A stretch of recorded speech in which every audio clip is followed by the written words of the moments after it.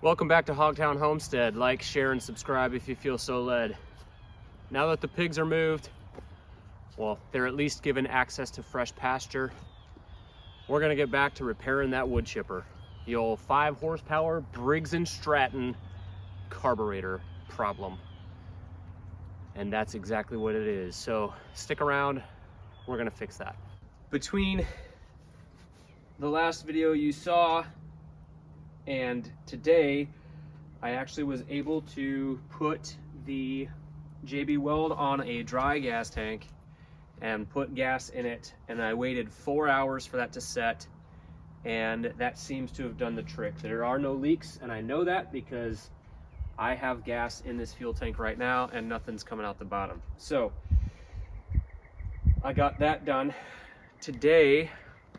Oh, I also said that I was going to be watching some videos. So there are actually some helpful videos on how to do this on YouTube.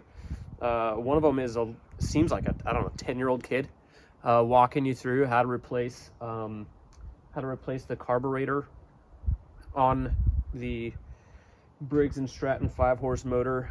There's another guy who breaks it down even more, pulls the carburetor off, takes it apart, replaces some internal parts on it, and then puts it all back together. That's also very useful.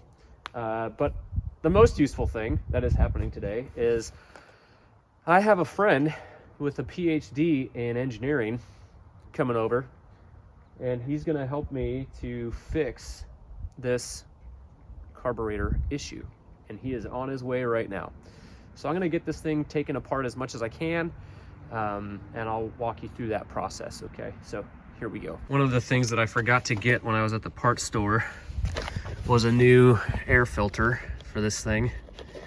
So this is step one.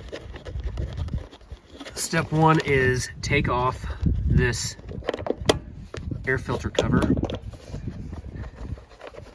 And I've just kept mine finger tight because I knew I was going to be doing this.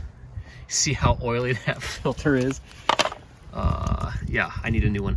So the next part after you take out the filter is to take these bolts off of here and take this tray off of the top of the carburetor. So I'm gonna go do that.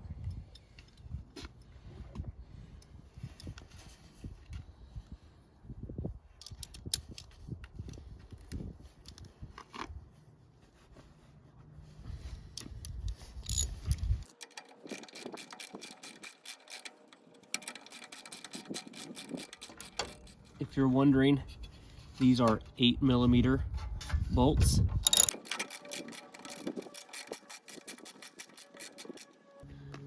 And you want to be careful with these because they're right next to the top of the carburetor.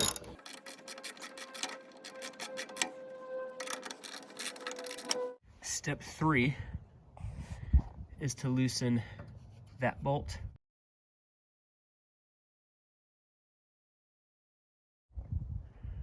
Which is a Torx. This one on the top, that goes all the way through the carburetor to the fuel tank, and this bolt.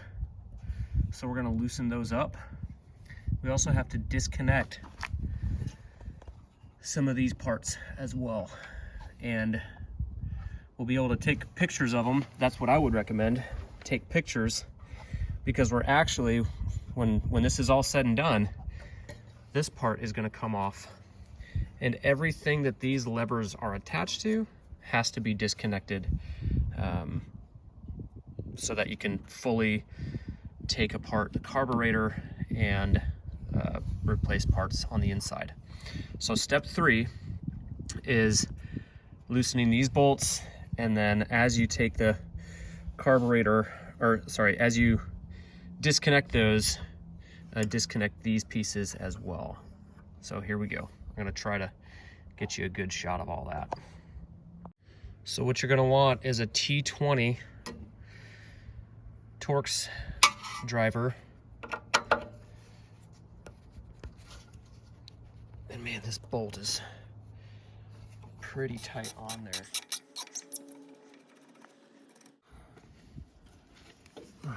that's the levers. We'll call it the dashboard. So right here is a kill switch. So we're going to disconnect that first.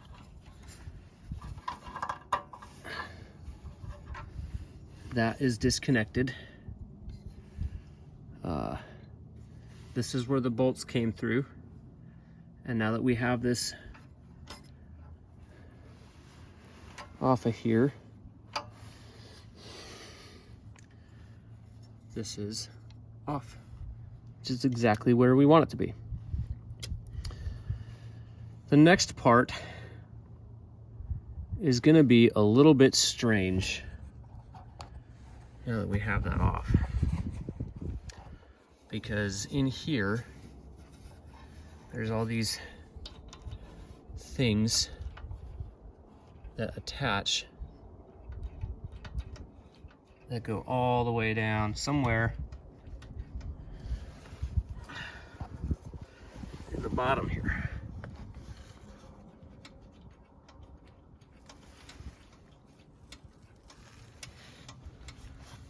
So we're gonna figure that out next.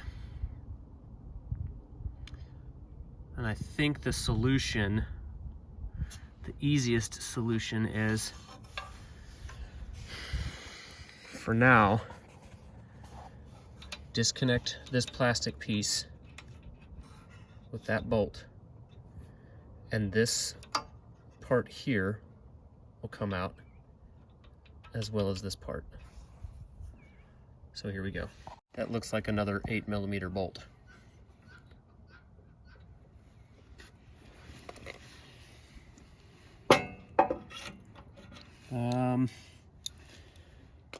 I should get my wrenches. It is 8mm, so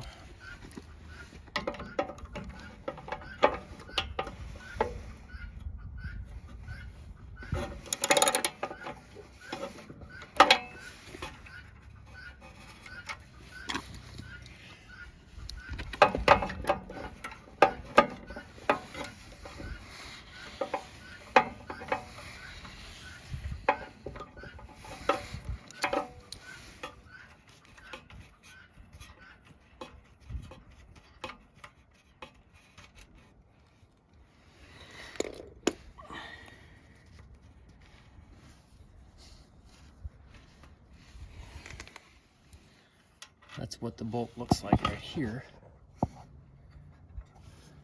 And the way that that is on there, the long tab goes up, short tab goes left. So now we're gonna disassemble that.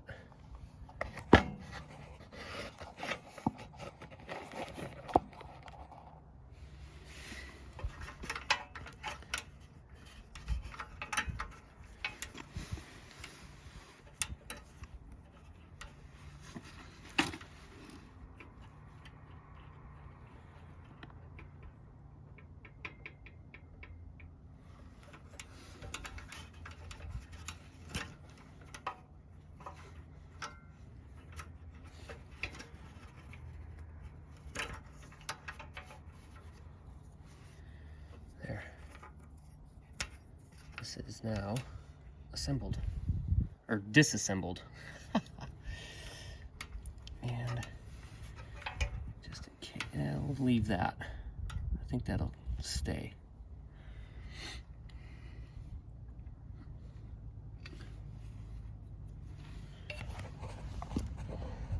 There's Howard to the rescue. Okay, viewers, we got this carburetor off. And you don't get to see Howard's face, but we got the carburetor off. Now, most of these carburetors have a filter that goes right here. We couldn't find it, but when we took this thing out of the gas can, out of the gas tank, you can see how corroded it is in there. So we got to clean that out.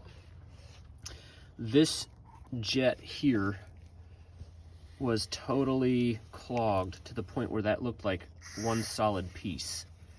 We've been using carb cleaner to clean that up. We cleaned the gasket off. Howard was just showing me, he sprayed carb cleaner in here and it came out the bottom, which is what it's supposed to do. So that is no longer a problem. Now, we took this, I think this is the fuel pump area here. It's a very simple design. And this is a part that came off of it right here. And it doesn't look bad, but it doesn't look good. So I have a new gasket.